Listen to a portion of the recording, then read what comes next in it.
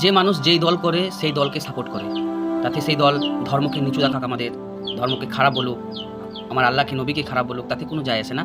শুধুই যেই দলের ওপরে মানুষ থাকবে সেই দলের ওপরে যদি খেতে পায় তাহলে সেই দল খুবই ভালো।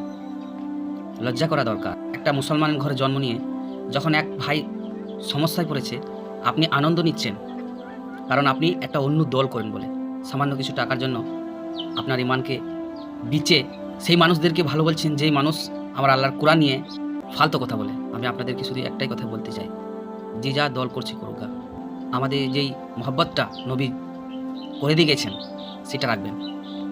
আর নবীর হাদিস অনুযায়ী কোনোদিন ভুল হবে না, এগুলো হওয়ার ছিল। ইনশাআল্লাহ 2028 ইমাম মাহদি আসছে, যে নবীর হাদিস মোতাবতি মিলছে। তাই টেনশন কুযুক্তি করে লাভ নেই, ইয়াকিন রাখুন আর একে অপরকে সাহায্য করুন। কে কী দল করছে সেটা দেখেন না। লজ্জা লাগে না আপনাকে বলতে আমি নবীর উম্মত? আপনি একটা অন্য দল করেন বলে সেই মানুষটাকে আপনি দেখতে পারছেন না, আর আপনি নিজেকে নবীর উম্মত বলে দাবি করছেন না। ভিডিওটা শেয়ার করবেন, একে অপরের সাথে সম্পর্ক বজায় রাখবেন। আসসালামু আলাইকুম।